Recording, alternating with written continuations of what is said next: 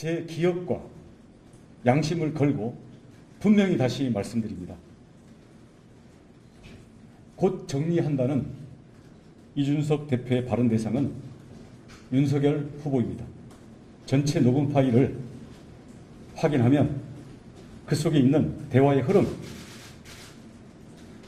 말이 이어지고 끊기는 맥락, 그리고 거기에 담겨있는 어감과 감정 다 느끼실 수 있을 겁니다. 전체 녹음 파일을 확인하면 곧 정리된다는 정리 대상이 다른 사람인지 윤석열 후보인지, 그 정리되는 대상이 갈등 상황인지 윤석열 후보인지 누구나 확실하게 판단할 수 있으리라 믿습니다. 그러면서 원희룡 전 지사 이준석 대표에게 오늘 오후 6시까지 시한을 정했습니다. 녹취 파일 전체를 공개해라 이렇게 얘기를 하고 있는데, 그럼 교수님 단순하게 생각해서 그 파일 공개하면 되지 않겠습니까? 그렇죠. 문제가 없다면. 그러니까 예를 들면 전제는 그거예요. 네. 이준석 대표 입장에서는 고민을 하겠죠. 파일을 전체 다 공개하면 그 내용 중에 윤석열 후보에 대한 얘기가 없다고 하면 자신 있게 할 수 있다고 저는 봐요. 그게 문제를 종결시킬 수 있는 유일한 방법 중에 하나죠. 왜냐하면 원희룡 전 지사 같은 경우는 지금 계속 문제를 제기하고 있는 거잖아요. 뭐 원희룡 지사가 이렇게 얘기했는데 만약에 이게 사실 아니면 원희룡 지사는 치명상을 입는 겁니다. 그렇게 생각 안 드세요? 이게 예를 들면 원희룡 지금 후보가 이렇게까지 얘기했다는 것은 이게 사실이 아니라고 밝혀진 본인은 정치적으로 엄청난 타격을 입을 수밖에. 당장 지금 원희룡 지사를 공격하는 하태경 의원이 지금 공격을 하고 있잖아요. 그런 상황이기 때문에 이걸 그냥 허투루 얘기할 상황은 아니라고 개인적으로 생각이 들어요. 저는 뭐 진실은 모릅니다만. 네.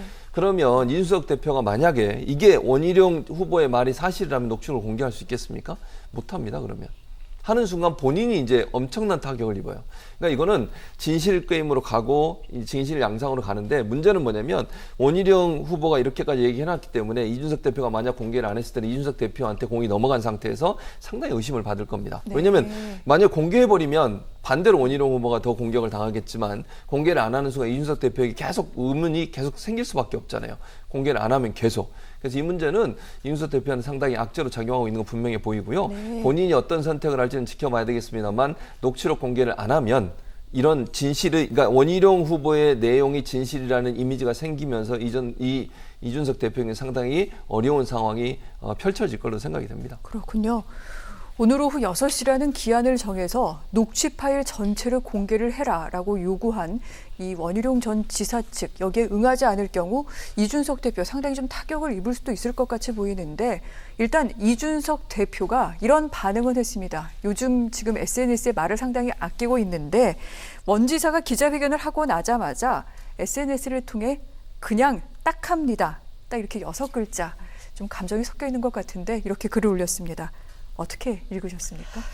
저거 딱합니다라는 말이 무슨 말일까, 좀 번역이 필요한 것 같아요. 무엇이 딱하다는 것인가, 그러니까 본인이 처한 상황이 딱하다는 것인가, 이런 생각이 드는 것이, 사실은 저거가 정리된다 할 때 저거의 진실 게임이잖아요. 정리되는 게 윤 총장이냐 갈등 상황이냐. 말씀하셨듯이 지금 1시간 10분 남았는데요. 6시까지 녹취록의 원본을 만약에 공개하지 않는다면 국민들이 생각할 때 그러면 원 지사 말이 맞는 게 아니야라는 심정이 조금 더 굳어질 수 있겠죠.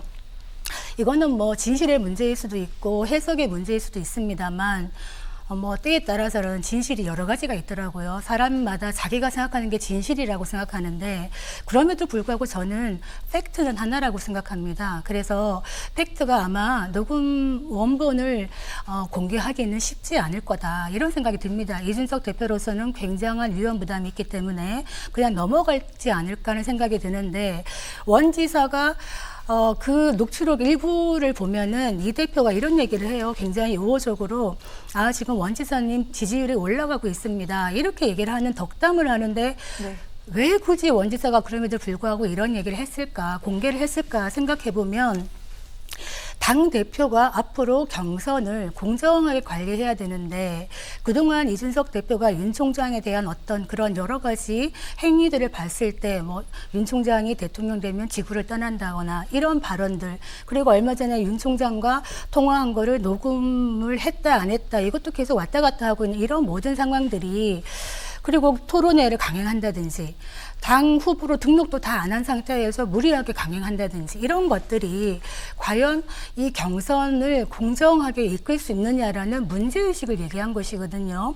그래서 하태경 의원이 원지사에게 당대표 뒤통수를 쳤다, 사퇴하라 이렇게 얘기하는 거는 저는 일면 바람직하지 않다고 생각합니다. 왜냐, 당내에 어떤 중요한 부분에 대한 갈등이 있다면은 그냥 분란이 밖으로 나가는 게 좋지 않으니 서둘러 봉합하자, 이게 답이 아니라 제대로 상처를 드러내고 골문 부분이 있다면 도려내야 발전적인 진행이 있는 것이거든요. 그래서 이런 부분에 대해서 이준석 대표가 내가 앞으로 공정성에 의심이 가는 거를 하지 않고 원칙과 절차에 따라 모든 후보들이 승복할 수 있는 제대로 된 경선을 하겠다라고 얘기하는 것이 정답이 아닌가 이런 생각이 듭니다. 네. 다시 한번 공정하게 경선 관리를 제대로 하겠다라는 부분에 대해서 천명을 하고 당원들에게 좀 약속을 하고 그래서 좀 수습할 필요가 있지 않겠느냐라고 그렇게 조언을 하신 것 같습니다. 자, 이 같은 당내 분란, 어떤 분열의 양상이 벌어지게 된 근본적인 그 기저에는 사실은 윤석열 전 검찰총장이 있기도 합니다. 윤 전 총장 측과 이준석 대표가 계속 갈등을 빚고 있다, 이런 얘기 파다했었고요. 사실 대화에서 언급된 내용도 여기에 지금 기저를 두고 있기도 합니다. 그래서 좀 궁금하기도 합니다. 여기서 이 윤석열 전 총장 측에서 이 같은 논란에 대해서 어떤 입장을 내놓을지가 주목이 되는데 아직까지는 별다른 말이 없습니다. 오늘 DJ 서거 12주기를 맞아서 이 서울 현충원에 참배한 윤석열 전 총장의 기자들이 직접 질문을 했는데 이 자리에서 세간의 정치 얘기를 하는 것은 맞지 않습니다 하고 피해가기도 했습니다. 어떤 전략일까요? 더 논란을 증폭시키지 않겠다는 거죠. 일테면 우리가 다 압니다. 사람들과의 관계에서도 정치도 사실은 결국 사람이 하는 것이거든요. 어떤 거냐, 조금 더 너그럽고 조금 더 깊이 있는 사람이 먼저 수그리는 겁니다. 그래서 아마 그런 전략으로 가지 않는가 싶고요. 이준석 대표가 윤 총장이나 지금 당내 후보들에 대해서 어떻게 보면 이들을 독려하고 부족한 부분을 채워주는 방식으로 가야 되는데 뭔가 모르게 조금 배제를 하고 있다, 이런 의심이 든다는 것은 분명히 문제가 있는 소지라고 생각을 하고요. 이준석 대표가 알아야 될 것이 국민들이 지금 국민의힘에 바라는 것이 후보들이 완벽해서가 아니다. 홍준표 지금 후보가 출마하면서 나는 무결점 후보야라고 얘기합니다만 제가 보기에는 무결점 후보가 없습니다.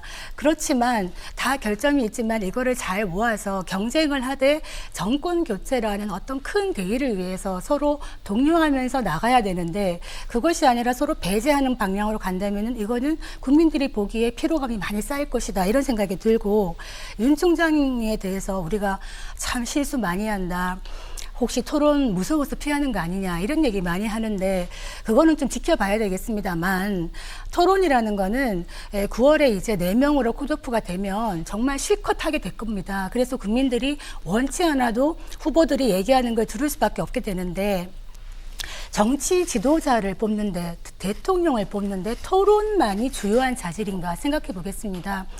지도자가 되기 위해서는 어떤 용기, 근면, 성실성, 결단력, 정직성, 이런 모든 것들이 들어가는데 토론 잘하는 사람 대통령 뽑는다면 토론 배틀 1등하는 사람 뽑아야 되겠죠. 그래서 토론이 약하다고 해서 윤 총장을 다소 비하하는 부분은 조금 바람직하지 않다, 이 생각이 들어서 같이 나갈 수 있는 어떤 섬김의 어떤 리더십, 당대표가 경선 버스를 제대로 운행하는 이런 자세가 필요하지 않겠나 생각이 듭니다. 알겠습니다.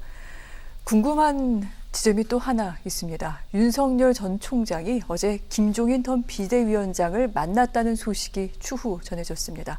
점심 식사 같이 했고 또 사무실까지 가서 1시간 정도 얘기를 더 했다라고 하는데 어떤 얘기가 오고 갔을까요? 아무래도 이제 지금 벌어지고 있는 일들에 대한 조언을 들었겠죠. 네. 이 정리 발언도 그렇고, 윤석열 후보 입장에서는 겉으로는 지금 조용한 것처럼 보이지만 속은 부글부글 끓을 거예요. 그러지 않겠습니까?